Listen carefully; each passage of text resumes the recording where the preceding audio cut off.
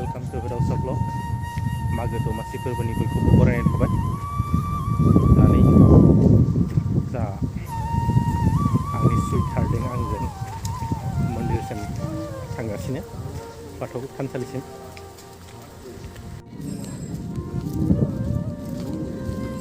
गामिनि मेन गेट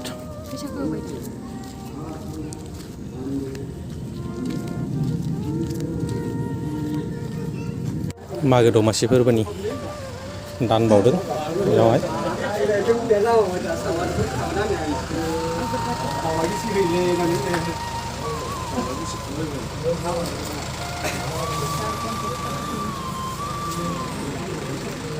आगरबाती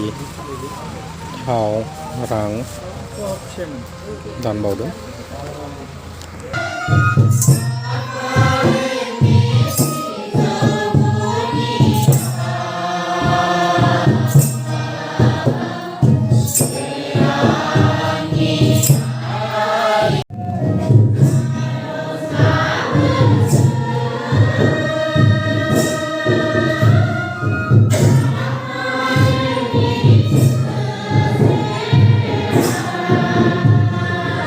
जा अकल सारनि अननाय आरो बिथांनि बिसिनि अननायाव माने जोङो खस्थ' खालामनाङासै आरो आलासिखौ जों माने फननि गेजेरजोंनो मोनबाय आरो थेवबो माने हांख्रायनायानो नङा होमबा जोंजों माने हांख्रायजानानै मोनफैनो हाबाय। बे जोबथा फोरबो माने बे मोनबा फोरबोनि जोबथा फोरबो बे मागो दमासि बाथौ खेराइ फोरबोआव जों खाफाल गोनां होनांगोन। बेफोर गासैबो आफा इसोर बोराइ बाथौनि अननाय। दा बे समावहा आं सिनायथि होनो थाखाय आखायाव लाबाय। दा जाहाथे सार आलासि बिथाङा गावनि सिनायथिखौ लागोन बेखौ मिजिंथिबाय। आलासियानो जाहैबाय जोंहा सानै सेयाव दङ गाहाय आलासि मुस्रि महरखो मुस्रि राजकुमार दैमारि लेङाइ नेहाथारि Odissi ABM Udalguri district committee अल बाथौ महासभानि लेङाइ नेहाथारि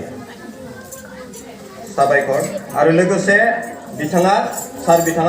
हरिसिंगा जौसिन फरायसालिनि लेङाइ फोरोंगिरि हरिसिंगा जौसिन फरायसालिनि लेङाइ फोरोंगिरि। दा साबायखर थाबाय सार आलासि सार बिथांनिसिम गावनि सिनायथिखौ लानायनि थाखाय। आरो नैयाव दङ मुस्रि मुकुल बर' बारग' लेङाइ नेहाथारि हरिसिंगा एसि एबिएम मुकुल बर' बारग' लेङाइ नेहाथारि हरिसिंगा आन्चलिक कमिटि अल बाथौ महासभानि बिथाङा बारग' लेङाइ नेहाथारि। साबायखर थाबाय बिथांनिसिमबो गावनि सिनायथिखौ लानायनि थाखाय। आंगोआव जोंहा अकन दैमारि बिथां नि गेजेरजोंनो जों बे सफैनो हादों होननानै बुंनांगोन। मानो होनना बुङोब्ला दाखालि बावै जोङो लोगो मोनलायदोंमोन। लोगो मोनलायनायाव एसे बिथाङा खावलायदोंमोनबो जे नेक्स्ट आर'जनि फोरबोआव जुदि गुबुनाव जोंनियाव फैनो थाखाय बिथाङा खावलायदों। आंखौ नोंथांमोननि जायगायाव फैनो थाखाय खावलायदोंमोन। बे आर'जनि समाव गावखौनो बावसोमफैदों। गावनि सिखौ लानानै गावजों लोगोसे गुबुन गुबुन बिथिङाव गोसोआव साननाय बाथ्राफोरखौ गसाइनि सेराव जोङो गोरोन्थि जादोंब्ला जोङो निमाहा बिफैदों। आरो बेबायदिनो जोंनि जिथु हास्थायनाय साननाय बेफोरखौ जाफुंसारनायनि मोगथां महराव मोननायनि जिहेतु आर'ज खालामफैदों बे फोरबोनि मुङाव। दा जों बयबो मिथिगौ जे जोंनि बाथौ धोरोमाव जोंहा मोनबा फोरबो दं। आं गिबियावनो बे मागो फोरबोनि सोमोन्दै एसे नोंथांमोनजों सावरायनो सानदों। जे जों बयबो मिथिगौ जे जोंनि बाथौ धोरोमाव मोनबा फोरबो दङ। आरो बे मोनबा फोरबोखौ माबादि फालियो सिगाङावनो माब्ला फालियो माबोरै फालियो आरो मानो फालियो बिनि सोंथिफ्रा जुदि जोंनि गोसो गोरबोआव सिखारोब्ला जों जुदि बेखौ फिनै जुदि बिजिरनानै जुदि नायनो थाङोब्ला जोंनि बै जिउआवनो जों मोनदांहोनो हायो दा बेखायनो जोंथ' बयबो मिथिखागौ जे जोंनि बर'फोरनि आंगो धोरोमा बाथौ धोरोम आरो बे बाथौ धोरोमाव जोंहा मोनबा फोरबो दङ बे मोनबा फोरबोनिनो जों सेथि फोरबोखौ जों बयबो मिथिखागौ जे बैसागो फोरबो खिन्थु दिनै जोङो मा फोरबो खुंगासिनो दङ फालिगासिनो दङ मागो फोरबो बे मागो फोरबोखौ जों दिनै फालिगासिनो दङ बियो जोबथा 5थि नाम्बाराव गोलैयो बियो जों बयबो बेखौ मिथिखायो 5थियाव बे 5थि फोरबोखौ जोङो दायो खुंगासिनो दङ खिन्थु बाथ्राया ओरैबायदि जाहैबाय बे 5थि मागो फोरबोखौ जोङो माब्ला खुङो माब्रै खुङो मानो खुङो बेनिखौ ओंथिखौसो जों एसे नायबिजिरलांनाया खोब दरकार जे बे माब्ला खुङो बा माब्ला फालियो होनना बुङोब्ला जों बेखौ मोनथिनो हागोन जों बयबो मिथिगौ जे बोसोरसेयाव 12 मास थायो 12 मास 12 दान आरो डे हिसाबै सान हिसाबै खालामोब्ला 365 365 दिन थायो दा बे दिनखौ दोनथ'नानै जोङो मासाव थाङो दा बे 12 मासनि गेजेराव जोंनि बे मोनथाम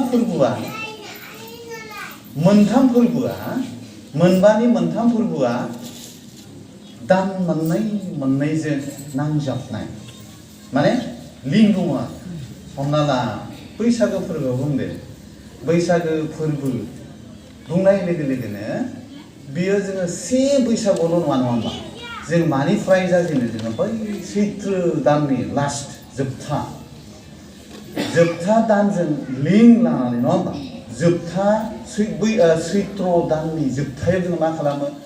मोसौ थुखैयो बेबायदिनो प्रिपारेसन खालामो मोनाबिलियाव आर'ज खालामो बेनि उनावसो जोङो अखानायै से बैसागनिफ्राय जोङो बेबायदि बैसागु फोरबोखौ फालिनो दा बेयावबो जोंहा ओंथिबो दङ दा थिग তেনেকৈ जोंनि बे जोबथानि बे मागो फोरबोआबो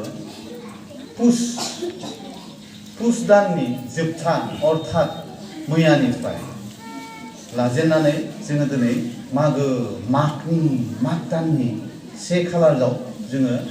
जोंनि नेमखान्थि बायदियै बाथौ धोरोम नेमखान्थि बायदियै जोङो दिनै फालिदों दा बेयाव जोङो मोननै फोरबोखौल' मा मोनो जोङो मोनसे दानाव फालिनो मोनो दा बैसागो फोरबो बे मोननैजों सैत्र आरो बैसागजों आरो बेबायदिनो खाथिया आसिन आरो खाथि आरो बेबायदिनो मागो फोरबोआनि बे पुस दानजों आरो मागो फोरबोजों खिन्थु जोंना बै मोननै फोरबोआ बबेमोन आवसिया जेरावनोखि आमथि फोरबो नङा होमबा बेयाव जोङो मोननो हायो आसिननि 7 तारिखआव खिन्थु मोनसेल' दानाव मोनो जोङो आरो नेक्स्टआव मोनसेखौ मा मोनो जोङो माइनाव फोरबो गोरलै जानाय फोरबोआ बे गोरलै जानाय फोरबोआ आघोननि 9 तारिखनिफ्राय जों खालामो नङा होमबा खिन्थु बेयावबो आघोननि 1निफ्राय जोङो मा खालामो माइनावफोरखौ फोथाराव माइनाव लायनाय बिदां लायनाय बेफोरा जायो थेवबो आघोनाव जायो खिन्थु दिनै जोङो मागो फोरबोखौ जोङो मोननै दानजों फोनांजाबनायखौ मोननो हायो नैबे पुसनि जोबथायाव मैया जिखिनि हाबाफारि लानानै जों फालिबोदों बे मकर संक्रान्तिनि खोथा लानानै माखासे बबेबा मा जायो बै हिन्दुनि नांफैनानै माखासे आगुथिया जायो जोंनाथ' मैया मामोन समबारमोन नङा होमबा मैया समबारमोन रबिबाराव माखासे बेबादि खालामो दा नोंथांमोननियाव खालामा बेखौ मिथिला आं आसा फारिदों नोंथांमोननियाव जोंनियाव बाथौआरि हिसाबै मा पुस दाननि जोबथायावसो जोङो बेखौ खालामो दा बबेबा बै कामरुपफोराव एसे एनैखौ नुनो मोनो आरो बबेबा गामिफ्राव बे कामरुपनि बबेबा गामिफ्राव बे असमियाफोरजों हिन्दुफोरजों नांजाबनाय नालाय बिसोरो बैसो बायदि थांनो नागिरो आरो जोंनि बाथौआरिनि गेजेराव बर'फोरनि गेजेराव पुस दानावसो जोङो बे मेजि बा बेलाघर बा बेलाघर न' लुनानै जोङो लावखार ओंखाम जानायखौ जोङो फालियो नङा होमबा बेबायदि खालामो दा बेखौ जोङो मैया खालामबाय मैया खालामनानै जोङो मा खालामखो नै दिनै जोङो इसोरनियाव सुंग्रि फैदों जोबथा माने फोरबो महरै जों आफा इसोर अबंलावरि बोराइ बाथौनि सेराव जों दिनै मागो फोरबोखौ मोजाङै फालिदों गोग्गोमै फालिदों दा माबोरै फालिदों नैबेबायदि दा बेखायनो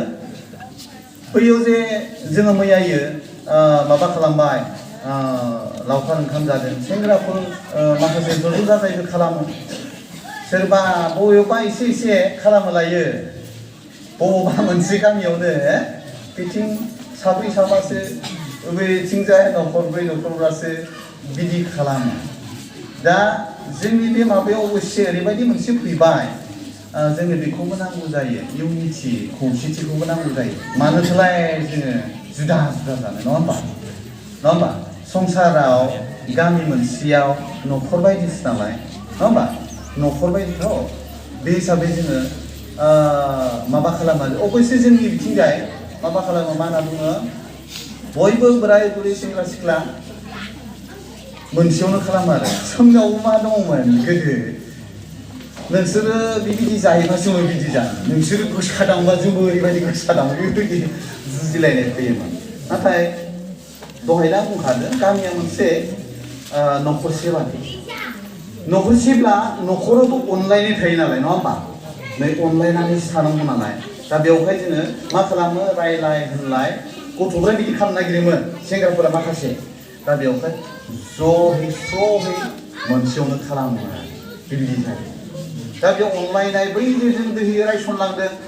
जोंनि बाथौनि धोरोमाव अनलाइनाव माने गोथारथि गोसो सैथोनि गोसो अननाय गोसो खौसेनि गोसो आरो निमाहानि गोसो बुङाखै होनबा नै बेफोरो जोंना बैफोराव सिखारो दा जुदि आरो बेबायदिब्लानो जोंना मा एसे ब्याखात जाहैयो आरो उल्था जानाय जायो आरो दा बेवहायनो जों बेबायदि अनलायनायनि गेजेरजों फोरबोफोरखौबो जोङो फालिनाया मोजां दा बेयाव जे जोङो मैया जे माबा खालामदों भेलाघर एबा लावखार ओंखाम जाबाय बिनिबोथ' ओंथि दङ मालाय मा होनो बानायबाय दा न'फोरखौ जेरावनोखि देरा बानायनानै जाबाय जानानै मा अखानायै बेखौ सावो नङा होमबा अखानायसि सान ओंखारनायनि सिगाङावनो ओंखारांब्ला गोदोनि दिनाव मा होनना बुङोमोन जों बोराय बुरैखौ बुंनाय खोनादों आबै आबौमोनखौ एकदम थुयै थाबायग्रा बिसोरनि बुंनाय बाथ्राफ्रा सैथोजों सोलिबोनाय बेखायनो बिसोर बुंबोदोंमोन दाउखा सिला गाबनायनि सिगाङावनो नुनायनि सिगाङावनो मालाय मा होनो बिराद गावनि गोसोखौ गोथार खालामनो थाखाय मा खालामोनो दैजों दैमाफ्राव दानि बायदिथ' दंखल दानि बायदिथ' फुङा गैयामोन नङा होमबा गोदो मालाय दै निजिराफ्रावसो दंमोननो बिनिखौनो जायोमोन बिनि निजिराफ्राव दुगैहैयोमोन नै बेबादि एकदम दाउखा सिला नुयैनि सिगाङाव दाउला गिसिनायनि सिगाङाव साना जारां सानजाहा फैनायनि सिगाङाव माने गोसोखौ गोथार खालामनानै जों फोथा लानायनानै न'आव फैयो दा बिनि ओंथिफोरा मा जों बेखौबो नायबिजिरनो नांगौ आरो माब्रै होनना बुस्थुआ बिदि माब्ला फालियो होनबाथ' जों दहाय बुंबाय ना पुस दाननि जोबथायाव ओरै खालामनानै से मागो खालामनानै ओरै खिन्थु माब्रै होनना बुंनाय बाथ्रायावनो जोङो हाबथानांगोन मानो होननायनि उत्तरा बै माब्रै होनना बुंनायाव दंफादेरो दा माब्रै होनना बुङोब्ला बेबायदि खालामो दा बेखौ गोसो गोथारै नायबिजिरनांगोन जोङो बै न'खौ अर लागायगोनब्ला जोङो दुगैस्रां लोबस्रां खालामनानै माने गोथार थुरिनि सिंनि गोथार दै खालामनायजों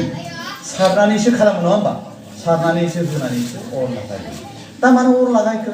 मानो अरखौ हांखो मानो फोथा लाबोखो नै मानो बेनि गुबै ओंथिखौ नोंथांमोना एसेब्लाबो मिथिगौ जे इसोरखौनो बुंहरनाय जादों बेयाव इसोरा मोनसे ओरै बुंदों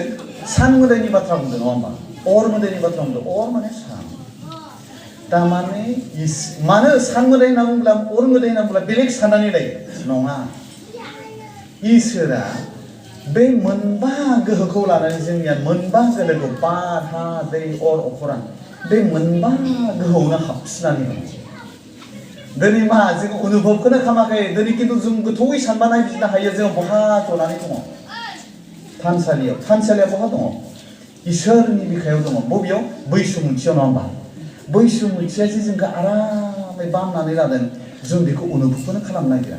जों अनुभब खालामनांगोन जोङो आबाद मावो बबेयाव खालामो बैसुमुथियाव बबेयाव न' लुदों जोङो बैसुमुथिनि बिखायावनो दङ जों आइनि बिखायावनो दङ थारमाने मा इसोरा बेबादि रुप लानानै दङ महर लानानै दङ साननि गोहोआबो बेनिनो मोनसे अन्य रुप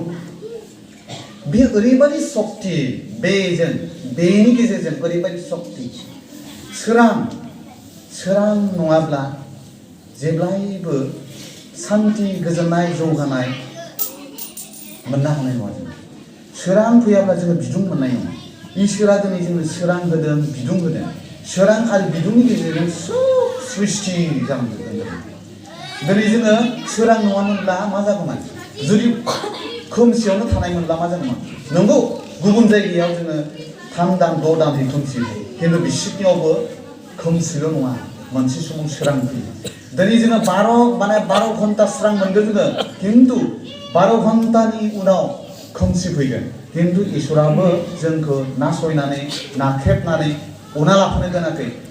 जोङो 12 घन्टा खोमसिनि उनावबो जोंनो मा होदों प्रभात होदों जोंनो प्रभात सानजा होदों जोंनो सोरां होदों आखु बार मा खालामदों जोंनो शक्तिफोरखौ होदों गियानफोरखौ होदों बिलाइनानै होदों जोंसो मा खालामनो हायाखै हमदांनो हायाखै मिथिनो बुजिनो नाजायाखै दा बिनि गेजेरजों मा खालामदों बेलारु सावनायनि अर्थमा सान मोदायखौ सुंग्रि हरनायनि अर्थमा इसोरखौ सुंग्रि हरनाय बे मोनसे बिनि रुप नालाय जेन' बिजानुफोर गाज्रिफोरा सेवहांगार जानानै थाङो जोंनो गोदान मोनसे शक्ति गोहो होयो बेनि कारनाव जों बे खालामो बेफोरबायदि ओंथिजोंसो बेबायदि खालामनाय जादों फिन बेबादिनो बेनिफ्राय मा खालामो न'आव फैयो थांनानै बिदुं लानानै जों न'सिम फैयो न'आवबो बिदिनो मा खालामो मागोखौ बोरै फालियो होनना बुंब्ला जोंहा माने बाथौआरि हिसाबै बाथौनियाव जोङो मोनबासो बाथ्राखौ गोथौवैनो जों होनांगोन जों खम फालियो बाथौआ जों बर'नि होनना बुंब्लाल' जाया नङा होमबा बेयाव जों मिथिथारनांगोन जोङो बाथौ धोरोमनि गोथौ ओंथिखौ बुजिनांगोन जोङो गोथौ ओंथिखौ फोथायनांगोन जुदि जोङो बाथौआरिब्ला बेनि गुबै ओंथिखौ बुजिनांगोन जों आरो बाथौनि रीति नीति आसार खान्थिजों जोङो सोलिलांगोन नङा मोजाङै फालिलांनांगोन बे रीति नीति नेम खान्थिनि गेजेरजों फालिब्लानोथ' जोङो बाथौसा नैबेबायदि रोखोमनि दा बेबायदिनो गोहोबोल शक्ति हो जेन जोंबो थांनानै थानो हायो जों बिनिफ्रायनो मोननो हायो माइनावखौ नङा होमबा दा बै आसु होननायनि अर्थ'खौ माखासे बिजिरगिरिफ्रा गेदेर गोलावफ्रा ओरैबो बुंनो नागिरो लिरनाय महराव मोनाखैब्लाबो जोंनि गोदोनि मानसिफ्रा बुंनो नागिरो आसु आ माने आगु सु माने सुंथाग्रानो आगु सुंथाग्रा खायसे माइसालि माइखौ मोननायनि सिगाङावनो आसु माइखौ आगुथिया गायो नङा होमबा बैफोर आसु गोलैयो माबा गुबुन गुबुन नाम होनो हागौ बबेबा माबि नाम होनो हागौ खिन्थु बिसोर आसु गोलैयो दा हमना ला गय बिफांनि खान्थाल थाइजौ नारिखल नङा होमबा बेफोरबो जोंखौ हेफाजाब होयो जोङो खैफोदे आफोदे जोंखौ फाननानै जोङो मोननो हायो रांखान्थि बाहायनो हायो जोङो हेल्प मोनो बेमार आजार जायोब्ला जों बेनिफ्राय मोननो हायो बेबायदि दा बेबायदिनो मागो दानाव मागो फोरबोखौ बेबायदि फालिलाङो फुं समाव माने पुस दाननि जोबथायाव बेबायदि खालामबाय लावखार ओंखाम जानाय नेम निथिजों खिन्थु बे नियमफोरा माजों खालामो जोङो बाथौनि नेमखान्थिजों जों खालामनाय जायो बाथौनि नेमाव रीति नीति आसार खान्थियाव जि दङ बे बुद्धिजों खालामो जों जुदा खालामो बेलेगै खालामा जों बेबायदि पुस दानाव खालामबाय बेनि उनाव दिनै से खालारावबो जों मा खालामाखै नङा होमबा अनेक खालामबोबाय आलारि बाथि फोजोंबाय ओरै इसोरखौ सुंग्रिबोबाय ओरै खालामबोबाय बेनि उनाव जोङो दिनै मा खालामखो आर'जआव फैबाय खिन्थु गोदान बोसोर होनना बुंबोला जोङो बै बैसागनि 1 खालारनिफ्राय नङा होमबा गोदान बोसोर बेयाव रंजानाय बहुद फैयो खिन्थु बै बोथोराव जोङो बोसोरनि मोजां दिनखौ माबानो मोननो थाखायनो बै समाव खालामो खिन्थु मेन हिसाबै बुंनो थाङोब्ला बै जोबथा मागो फोरबोआवनो जोङो मा खालामो जानजि खाफ्रायो दा नैबे जोबनाय लोगो लोगोनो मा खालामसिगोन गोदान बोसोरनि थाखाय मानसिफ्रा मा खालामगोन सुबुं माहारिया मा खालामसिगोन गोदान समनि प्रिपारेसन खालामसिगोन आबाद मावसिगोन दुब्लि फोथारफोराव ओंखारसिगोन गोबां माने गुबुन बिभिन्न धरननि प्लेनिं खालामसिगोन नै देग्लाय आं उमुक न' लुगोन उमुक आबाद खालामगोन उमुक बेफार बानिज्य खालामगोन नैबे समनिफ्रायनो जोङो खालामो आरो मा खालामोनो नैबे मागो फोरबोआव माखासेथ' बैसागु फोरबोआवबो खालामो आरो नैबे मागो फोरबोआव मा खालामो खुरमा खायो जोंनियाव गैया जानो हागौ दिनै खुरमा खायो खुरमा सोरबा बिलोगो खायो दानियाथ' नोंथांमोननि गामियावबो गिजानि बिदि गैला खोमा बिलोगो खानाय सोरखौबा बिदा लिंनाय सोरखौबा बिमा लिंनाय बिफा लिंनाय बेबायदि जोङो खोब खम मोनोसै जोंनि माखासे मा होनना बुङो हारिमु मावथाइफोरा गैया जालांबाय जोंनि गेजेराव मा सावरि बादालियानो गैया जालांबाय नङा होमबा जेरावनोखि खौसेथि अनलायनाय निमाहा होलायनाय बे थायोमोन बेनि गोमालांनो हमदों माखासे कर्म संस्कृतिफोरा गैया जालांनो हादों दा बेखायनो जोङो बेफोरखौ बजाय खालामना लाखिनांगौ जायो आरो दा बेखायनो जों बे माब्ला फालियो नांबाय मागो फोरबोखौ माब्ला फालियो होनबा नोंथांमोना मिथिबाय आरो माब्रै फालियो जों बेखौ मिथिबाय खिन्थु बाथ्राया ओरैबायदि जों मानो खालामो बेखौ जोङो नायबिजिरनांगौ बे फालिनायाव जोङो मोनबा जिनिसखौ जोङो मोननो हादों बे मोनबा जिनिसा मा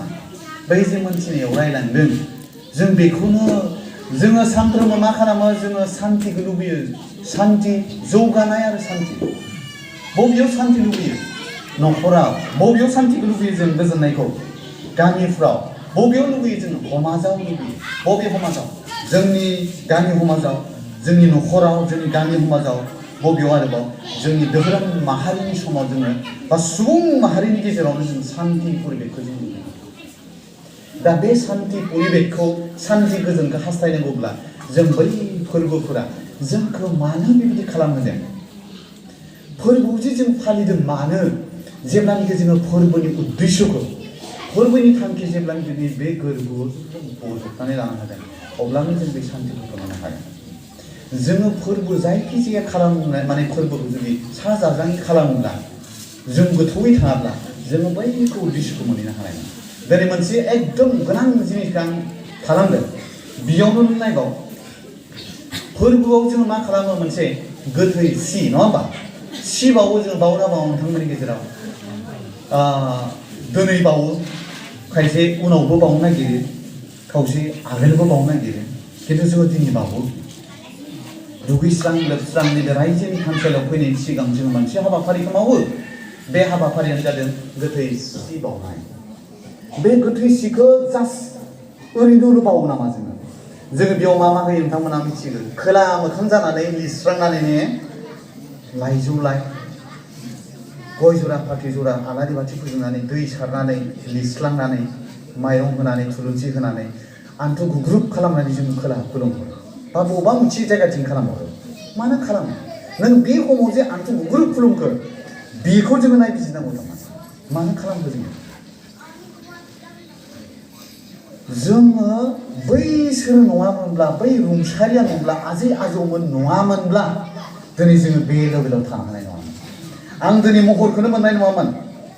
दिनै नोंथां राजु महरैबा आङो सासे जिल्लानि बाथौआरि बिबानगिरि होनानैबो नोंथांमोननियाव फैनो हानाय नङामोन नोंथांमोनजों लोगो मोननाय नङामोन जों अखनजों लोगो मोननाय नङामोन जोंनि नोंथांमोन गासैजोंबो लोगो मोननाय नङामोन नङा होमबा जोंनि आजै आबौ आबै आबौमोन आइ आफामोना आंहाबो आंनि आफायाबो रुंसारि जाबाय दा आफाया रुंसारि जालांबाय आफा नङाब्ला आं बेसिम फैनो हागौमोन नामा नङा होमबा बे मुलुग महराव इमान समायना रमायना गोजान जेराव सोरगोफुरिनो बे जायगायाव आङो जोनोम मोनामोनब्ला आइ आफानि सक्ति नङामोनब्ला आं गैयामोन आं बा मा जाहैगौमोन थागौमोन नङा होमबा नैबेबायदि रोखोमनि बेखायनो जोङो आजै आजौ आबै आबौमोनखौ जोङो मा खालामहरदों श्रद्धा भक्ति जों सिबिहरदों जोंथ' हायोब्ला सानफ्रोमबो गोसोखांनांगौ जोङो खामानि दामानि मावनायनि सिगांनो बिसिनियाव सिखारनायनि सिगांनो रुंसारि जादों जायाखैबाबो गोथाङै थायोब्लाबो जोंनि बिमा बिफाफोरखौ जोङो बै बिमा बिफानि आथिंखौ जों सानफ्रोमबो गोसोखांनांगौ बिसिनानिफ्राय उन्दुनानै बिसिनानिफ्राय जेब्लानाखि हा गायै सिखारो सिरि मोनो बै समनिफ्रायनो जेरै हाखौ जोङो खुलुमो बे समनिफ्राय आइनि बाबानि आथिं गुरु दौरिफोरनि आथिंफोरखौ जोङो गोसोखांनांगौ बिसोरनि जोङो आखिरबादखौ जोङो लाहरनांगौ जों खाथियावसो जे लागोन बे नङा नोंनि गोरबोजोंनो जोङो श्रद्धाखौ हरनांगौ दा बेबायदि जोङो मा खालामो बै रुंसारि जालांनायफोरखौ जोङो गोसोखांदों बिसोरनो सिबिनाय बावहरदों धोरोमावल' नङा नङा होमबा धोरोमावल' नङा अनेक समाजनि माने माहारिनि सोमावसारनायावबो जालांनो हागौ बिथांमोना दिन्थिलांबाय दिनै भबेन फोरोंगिरिमोन बादि नङा होमबा दिनै मुथुर जोंनि बाथौ धोरोमाव मधुर बसुमतारी सार मोनसे समनि आरोलाय मा जों 18 जन गुरुखौ बेयाव होना दोनदों 18 जन गुरुनि जोङो बेयाव नेरसोन दङ जरा जरा खनसे हाबदों जोङो लाइजौ मा बुंदों जोङो बेयाव लाइजौ बावाखै होनबा मान बावदों जोङो नङा होमबा जों 18 जन बे मोनसिं जेब्ला मोनसिं बुरि मोना इहु बुरै बिसोरनो बाव थाङो जोंखौ फोरोङाखैबा मानसि महलाय बिथांमोना फोरोंफैयाखैबा जों बिसोरखौथ' गोसोखांदों नै बै गोथै सि बावनायनि ओंथिया बेबायदि